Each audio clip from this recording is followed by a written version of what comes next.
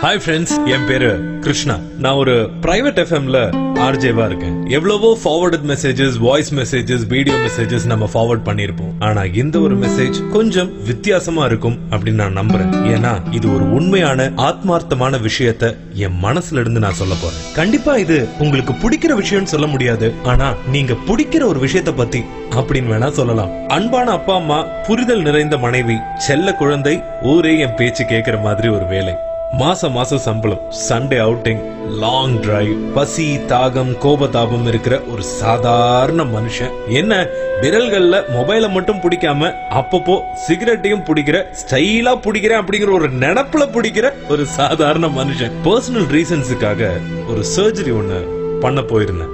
அப்ப அனஸ்தீஷியா கொடுக்கிற டாக்டர் வந்து அந்த டியூப் இன்சர்ட் பண்ணும்போது தொண்டையில ஒரு கட்டி இருக்கிறத கண்டுபிடிச்சிருக்காரு. நினைவுக்கு வந்ததுக்கு அப்புறம் அந்த டாக்டர் என்ன கூப்பிட்டு, இந்த மாதிரி ஒரு கட்டி இருக்கு கிருஷ்ணா, என்னன்னு டெஸ்ட் பண்ணிக்கோங்க அப்படின்னு கேட்டாரு. அது முடிச்சதுக்கு அப்புறம் அவர் என்கிட்ட கேட்ட கேள்வி, சிகரெட் பிடிக்கிற பழக்கம் இருக்கான்னு. கொஞ்சம் தயக்கத்தோட நான் சொன்னேன், இருக்கு சார் அப்படின்னு. எவ்வளவு சிகரெட்னு கேட்டாரு. கடைக்காரரே ஏன் இவ்வளவு பிடிக்கிறீங்கன்னு அக்கறையா கேட்கிற அளவுக்கு பிடிப்பேன் சார் அப்படின்னு. சரி, ஒரு ENT ஸ்பெஷலிஸ்ட் கிட்ட போய் பாருங்க, பார்த்ததுக்கு அப்புறம் முடிவு பண்ணிக்கலாம்னு சொன்னாரு. அன்னைக்கு என் மனசுல ஒரு பயம் தோத்துச்சு. ENT ஸ்பெஷலிஸ்ட போய் பார்த்தேன். ஆபரேஷன் கண்டிப்பா பண்ணணும், இது என்ன கட்டின்னு அதுக்கப்புறம் தான் சொல்ல முடியும் அப்படின்ட்டாரு. ஆபரேஷன் எப்ப சார் பண்ணிக்கலாம் அப்படின்னு கேட்டதுக்கு, கண்டிப்பா 10 நாள் ஆகும், ஏன்னா இப்பதான் நீங்க ஒரு சர்ஜரி பண்ணிருக்கீங்க அப்படின்னு வேற சொல்லிட்டாரு. அது வரைக்கும் சிகரெட், ட்ரிங்கிங், இந்த மாதிரி எந்த ஹேபிட் இருந்தாலும் தயவு செஞ்சு நிறுத்திடுங்க அப்படின்னாங்க. அந்த 10 நாள் 10,000 யுகங்கள் கடந்த மாதிரி எனக்கு ஒரு ஃபீல். அந்த பயத்தோடையும் சிரிக்கவும் முடியாம, சாப்பிடவும் முடியாம, தூங்கவும் முடியாம, இது யாருக்கிட்டையாவது சொல்லலாமா அப்படின்னு சொல்லி என் ஃப்ரெண்ட்ஸு கிட்ட சொன்னா எனக்காக அவனுங்க அழுகுறானுங்க. அக்கறையா விசாரிக்கிறேங்கிற பேர்ல மறுபடியும் நானே மறந்திருந்தாலும் அதை ஞாபகப்படுத்தி என்ன மேலும் பயப்படுத்த ஆரம்பிச்சாங்க. டிவிலயோ, கிரீட்டிங் கார்ட்ஸ்லயோ, மெசேஜஸ்லயோ மிஸ்யூங்கிற எழுத்துக்களை பார்த்தேன்னா எனக்காகத்தான் யாரோ சொல்றாங்களோ, இன்டைரக்டா எல்லாமே நடக்குதோ அப்படின்னு நானே என் மனசுக்குள்ளார குழம்ப ஆரம்பிச்சுட்டேன். இந்த வலி, வேதனை, மரண பயம் இதெல்லாம் எதுக்கு, எதனால?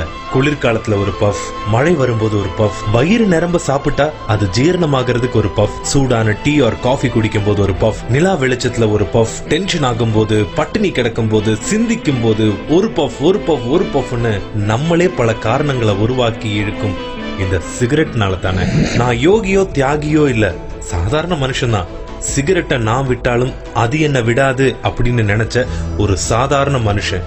ஆனா இந்த மரணம் அப்படிங்கிற ஒரு வார்த்தை என்னோட வாழ்க்கையோட ஆரம்ப கட்டத்திலேயே வந்துரும் அப்படிங்கிற அந்த ஒரு பயம் இருக்கு பாருங்க, அதுதான் இன்னைக்கு அந்த சிகரெட் அப்படிங்கிற ஒரு விஷயத்த விட வச்சு உங்க முன்னாடி பேச வச்சிருக்குன்னு சொல்லலாம். இன்னும் உங்க கையில அந்த சிகரெட் இருந்துச்சுன்னா அதை விட்டுடுங்க. இந்த 10 நாள் என்னோட வாழ்க்கைய நீங்க அனுபவிச்சுதான் தெரிஞ்சுக்கணும் அப்படின்னு நான் விருப்பப்படல. உங்களுக்கு சிகரெட் பிடிக்கிற பழக்கம் இல்லைன்னாலும் சிகரெட் பிடிக்கிற பழக்கம் இருக்கிற உங்க ஃப்ரெண்ட்ஸை இதை கேட்க வைங்க. ஒரு முக்கியமான விஷயம், எனக்கு ஆபரேஷன் முடிஞ்சு ரிப்போர்ட்டும் வந்தாச்சு. கேன்சர் இல்லைன்னு டாக்டர் சொல்லிட்டாரு. ஆனா சிகரெட்டை பிடிக்கணும்னு எனக்கு இப்ப வரைக்கும் தோணவே இல்லை. ஏன்னா இந்த ஒரு வாழ்க்கைய நான் வாழ மட்டுமே விரும்புறேன். ஆஸ் அ ஃப்ரெண்டா சொல்றேன், ப்ளீஸ் டோன்ட் ஸ்மோக்.